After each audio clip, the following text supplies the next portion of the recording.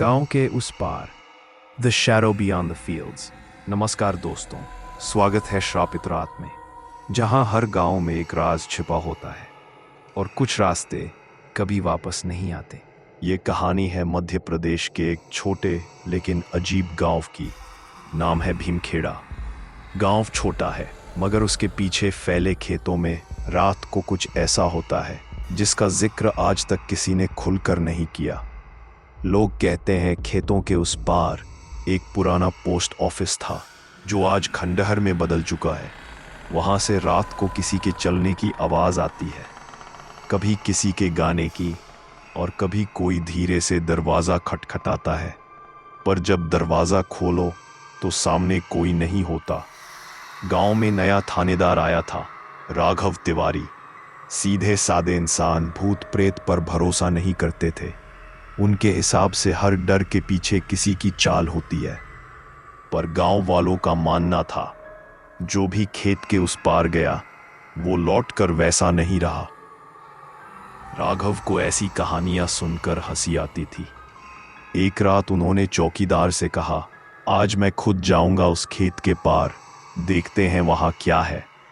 रात का समय था, गांव की बिजली कई दिनों से गुल थी। राघव ने लालटेन उठाई, बंदूक कंधे पर टांगी और अकेले निकल पड़े उस सन्नाटे की तरफ जहां सिर्फ हवा थी और अंधेरा।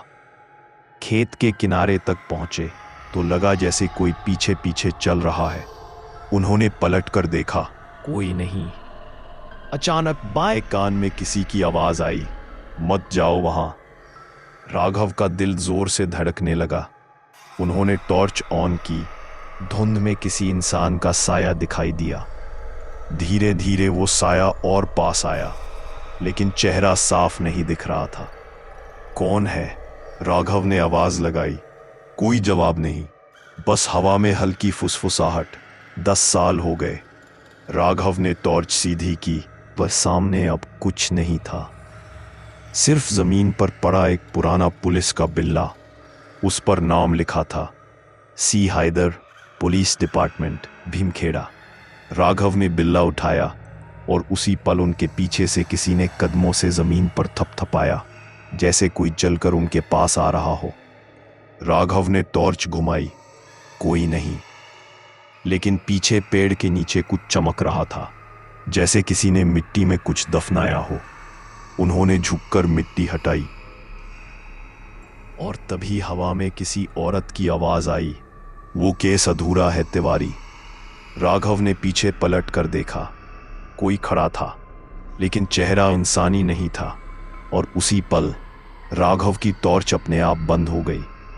पूरा खेत अंधेरे में डूब गया। बस दूर से वही पुराना पोस्ट ऑफिस दिख रहा था, जिसकी टूटी हुई खिड़कियों से लाल रोशनी झलक रही थी और हवा में किसी की सांसें सुनाई दे रही थी। वो रात भीमखेड़ा की आखिरी शांति वाली रात थी, क्योंकि उस रात जो कुछ राघव ने देखा वो सिर्फ एक घटना नहीं थी, वो एक सिलसिला था जो अब शुरू हो चुका था। राघव के कदमों के नीचे सूखी मिट्टी चरमराने लगी। राघव के कदमों के नीचे सूखी मिट्टी चरमराने लगी। पोस्ट ऑफिस की टूटी दीवारों से लाल रोशनी अब साफ दिखाई दे रही थी, जैसे अंदर कोई लालटेन जला रखी हो, पर वहां सालों से कोई नहीं गया था। हवा में सड़न की गंध थी और जैसे जैसे राघव पास पहुंचे उनका सीना भारी होता गया, जैसे हवा में कुछ अजीब था, जिंदा लेकिन दिखाई नहीं देता। दरवाजा आधा टूटा था। राघव ने धीरे से धक्का दिया, चरर की आवाज आई और दरवाजा अपने आप खुल गया। अंदर पूरा सन्नाटा। पुरानी चिट्ठियां जमीन पर बिखरी थी, कबूतरों के घोंसले और टूटी टेबलें। पर राघव की नजर उस कोने पर पड़ी जहां लाल रोशनी जल रही थी। वहां एक पुराना टेलीफोन रखा था, जिसके तार कटे हुए थे, लेकिन रिसीवर उठा हुआ था और उसमें से किसी के सांस लेने की आवाज आ रही थी। राघव ने रिसीवर कान पर लगाया। हेलो, कौन है? पहले कुछ सेकंड खामोशी रही, फिर एक बहुत धीमी भारी आवाज आई, केस बंद मत करना, तिवारी। राघव का दिल कांप उठा। वो वही आवाज थी जो उन्होंने खेत में सुनी थी। उन्होंने रिसीवर नीचे रखा, लेकिन अब वो फोन खुद बजने लगा, धीरे धीरे। ट्रिंग ट्रिंग ट्रिंग। दरवाजे पीछे हटे। अचानक दीवार पर लगी पुरानी तस्वीर गिर पड़ी। फोटो में 5 पुलिस वाले थे। बीच में एक चेहरा लाल स्याही से काटा गया था। नाम नीचे लिखा था, सी हैदर। राघव ने धीरे से बुदबुदाया, सी हैदर, वही नाम जो बिल्ले पर था। अब राघव समझ चुके थे, ये सब किसी इंसान की आत्मा नहीं, बल्कि किसी अधूरे केस का साया था। उन्होंने फोटो उठाई और जेब में रख ली। फिर कमरे के अंदर कदम बढ़ाए, जहां एक पुराना लकड़ी का अलमारी पड़ी थी। उस पर ताला टूटा हुआ था। अंदर कई पुरानी फाइलें थीं। एक फाइल पर नाम लिखा था, केस नंबर 100, भीमखेड़ा, 2013। फाइल खोली तो अंदर तस्वीरें थीं। एक आदमी की जो खेतों के पास मरा मिला था, चेहरा बुरी तरह जला हुआ। रिपोर्ट में लिखा था, मृतक अज्ञात, पर शक सी हैदर पर। नीचे सिग्नेचर था, officer in-charge Raghav Tiwari, current posting transfer awaiting. Raghav ने सिर उठाया, ये क्या मजाक है? वो तो अभी पोस्टेड थे, फिर 2013 में उनके नाम से रिपोर्ट कैसे? अचानक अलमारी के अंदर से किसी ने दस्तक दी, थक थक, जैसे कोई अंदर फंसा हो। राघव ने डरते हुए बंदूक निकाली। कौन है अंदर? कोई जवाब नहीं, बस धीरे से किसी के रोने की आवाज। उन्होंने झुककर अंदर झांका। वहां एक पुरानी पुलिस की जैकेट लटक रही थी, जिस पर मिट्टी जमी थी। राघव ने हाथ बढ़ाया, लेकिन जैसे ही कपड़ा हटाया, नीचे से किसी ने उनकी कलाई पकड़ ली। राघव चिल्लाए, कौन है? टॉर्च गिर गई, लालटेन बुझ गई, पूरा कमरा अंधेरे में डूब गया। और फिर पीछे से किसी की भारी आवाज, तुम्हें यहां नहीं आना चाहिए था, तिवारी। राघव ने जैसे तैसे बाहर भागने की कोशिश की, पर दरवाजा अपने आप बंद हो चुका था। उन्होंने दीवार पर हाथ रखा और महसूस किया, दीवार के अंदर कुछ धड़क रहा था, जैसे कोई जिंदा चीज दीवार में बंद हो। वो डर के मारे पीछे हटे, पर अब लाल रोशनी फिर जल उठी और दीवार पर किसी ने खून से लिखा था, सच दफन है, लेकिन अभी सांस ले रहा है। राघव का चेहरा सफेद पड़ गया। उन्होंने दरवाजे पर जोर लगाया और किसी तरह बाहर भागे। हवा। जीप खेतों से निकलकर पक्की सड़क पर आई। जीप खेतों से निकलकर पक्की सड़क पर आई। राघव के माथे पर पसीना था। दिल ऐसे धड़क रहा था जैसे सीने से बाहर आ जाएगा। लेकिन उन्होंने हार नहीं मानी, सीधे थाने की ओर जीप दौड़ा दी। रात के 2 बजे थे। थाने के बाहर का बल्ब टिमटिमा रहा था। अंदर चौकीदार नींद में था। राघव ने दरवाजा धक्का मारकर खोला और चिल्लाए, ओमकार, उठो, कोई मेरे पीछे है। चौकीदार घबरा कर उठा। कौन साहब, क्या हुआ? राघव ने सांस संभालते हुए कहा, वो पोस्ट ऑफिस, वहां कुछ है, दीवार में कोई जिंदा है। ओमकार डर गया। साहब, वहां तो कोई नहीं जाता। 10 साल पहले जो हादसा हुआ था, वही फिर। राघव ने उसे बीच में ही रोका। कौन सा हादसा? ओमकार ने चारों तरफ देखा, फिर धीरे से बोला, हैदर साहब थे, पुराने थानेदार। उनके साथ एक केस चल रहा था, किसी बच्चे के गायब होने का। लोग कहते हैं वो बच्चा वापस नहीं मिला, पर हैदर साहब पागल हो गए थे। कहते थे बच्चा दीवार में बंद है। फिर एक दिन वो खुद गायब हो गए। राघव ने खिड़की से बाहर झांका। बिल्कुल सन्नाटा था, पर तभी थाने के रेडियो में हल्की आवाज आई, केस पूरा करो तिवारी। राघव ने रेडियो उठाया। कौन बोल रहा है? वही थी, भारी, थकी हुई और भयानक शांत। तुम जहां खड़े हो वहीं मैं मरा था। राघव के पैरों के नीचे से जमीन खिसक गई। उन्होंने टॉर्च ऑन की और फर्श देखा। वहां से खून की पतली लकीर निकल रही थी, जो थाने के स्टोर रूम तक जा रही थी। वो धीरे धीरे दरवाजे की ओर बढ़े। हर कदम के साथ फर्श चरमराता था। दरवाजा आधा खुला था, अंदर अंधेरा। सिर्फ एक पुरानी फाइल रैक हिल रही थी, जैसे कोई हवा नहीं, बल्कि कोई इंसान उसे छू रहा हो। राघव ने टॉर्च आगे की। कौन है वहां? एक परछाई दीवार से अलग हुई, औरत जैसी आकृति, बिना चेहरा, बस धुआं। धीरे से फुसफुसाई, मेरे बेटे को बचाओ। राघव ने पीछे हटते हुए कहा, कौन है तू? आवाज आई, वो दीवार में है, वही दीवार। उसी वक्त थाने की बत्ती झपकी और बंद हो गई। अंधेरे में रेडियो फिर चालू हुआ। तिवारी, अब तुम मेरे केस के गवाह हो।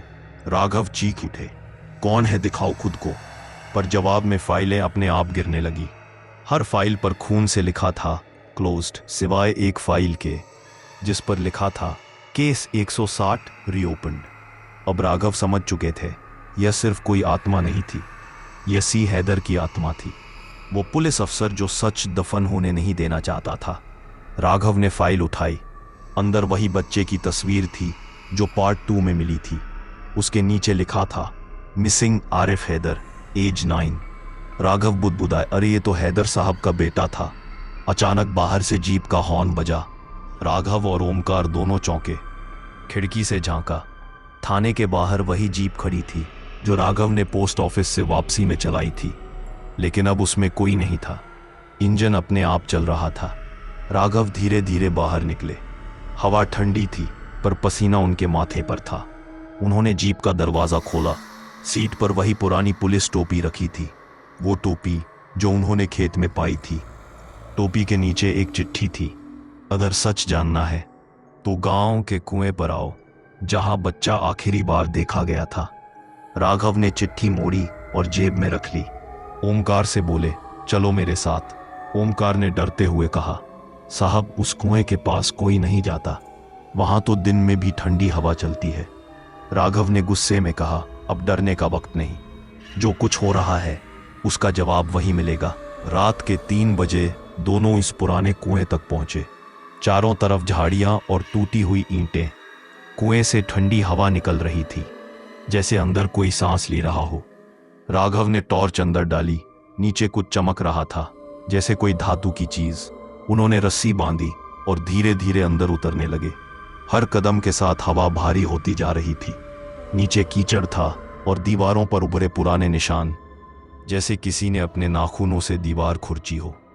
नीचे पहुंचते ही राघव को वो चीज दिखी, एक छोटा लकड़ी का बक्सा। उन्होंने उठाया, खोला।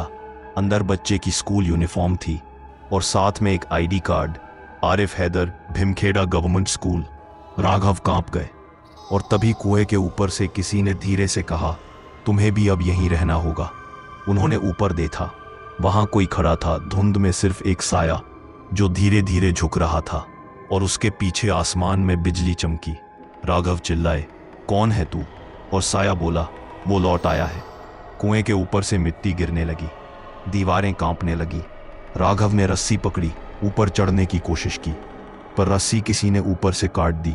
अंधेरे में बस एक आवाज गूंजी, सच दफन नहीं हुआ तिवारी, बस नया गवाह मिल गया है। रात अब और गहरी हो चुकी थी और राघव का डर बस शुरू हुआ था।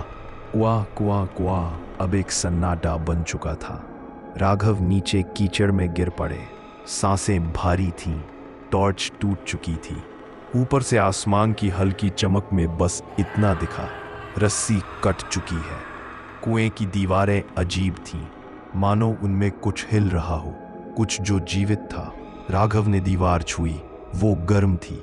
फिर अचानक किसी की हथेली ने अंदर से उनका हाथ पकड़ लिया। राघव चिल्लाए, पीछे हटे।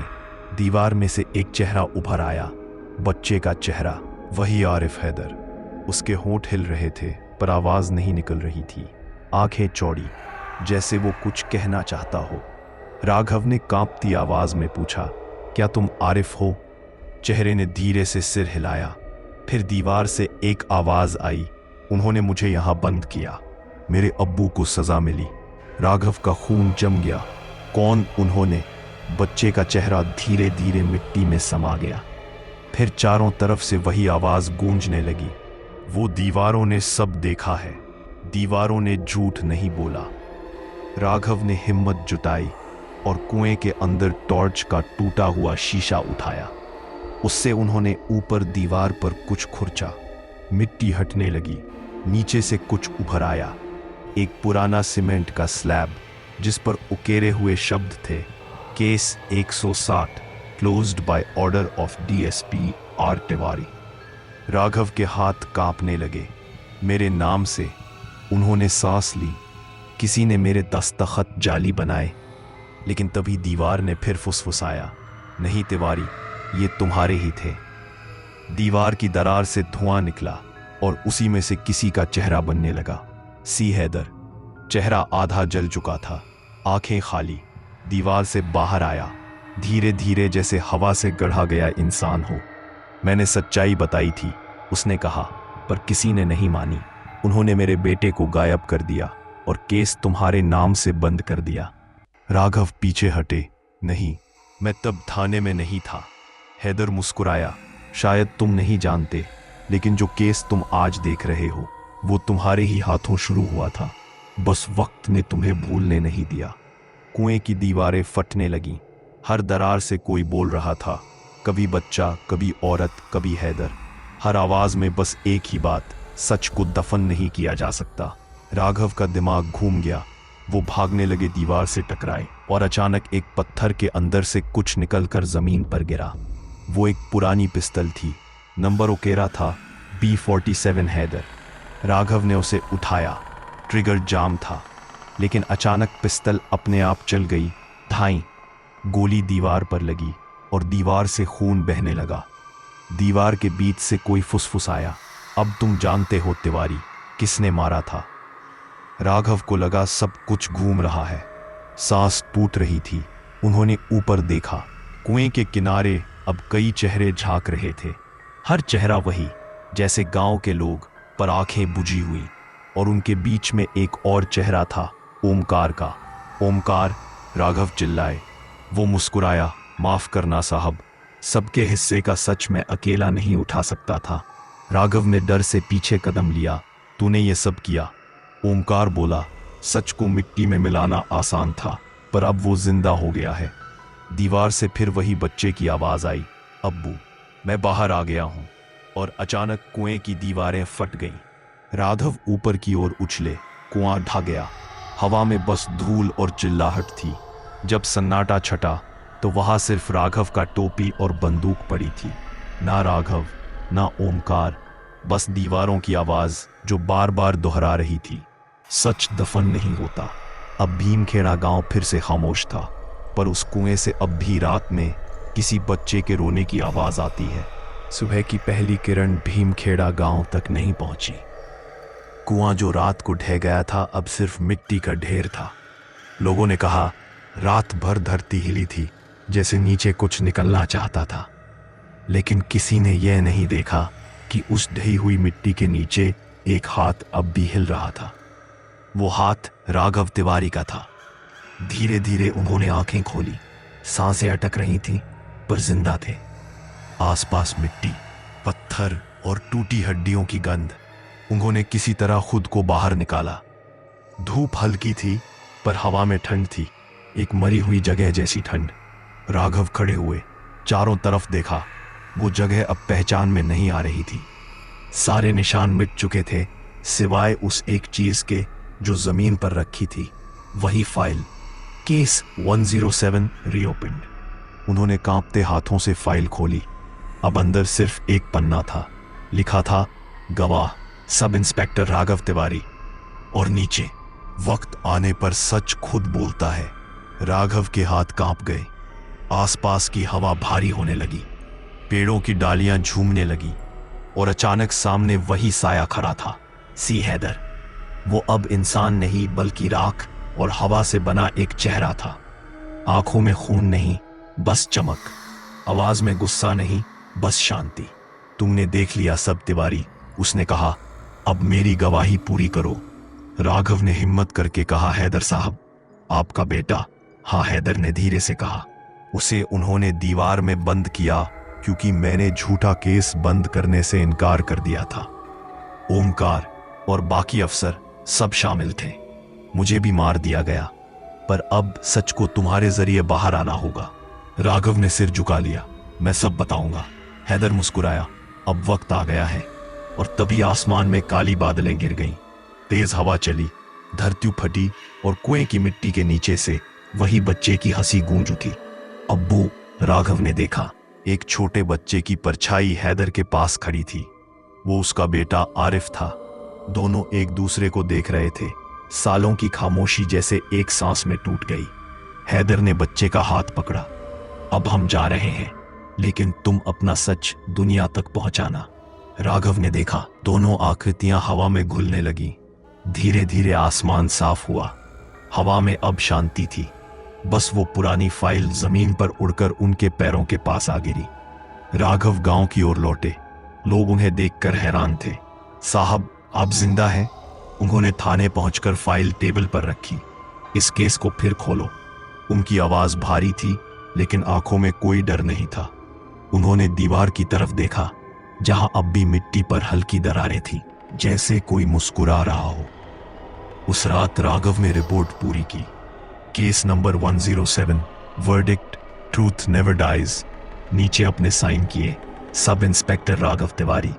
जैसे ही उन्होंने कलम रखी, रेडियो अपने आप चालू हो गया। आवाज आई, धन्यवाद तिवारी। हवा में वही हल्की ठंड फिर घुल गई। राघव ने मुस्कुराकर रेडियो बंद किया।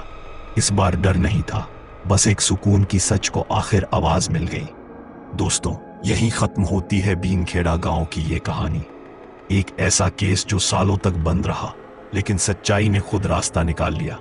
कहते हैं, आज भी उस पुराने कुएं के पास अगर कोई ध्यान से सुने तो एक बच्चे की हंसी और एक पुलिस की सलामी सुनाई देती है।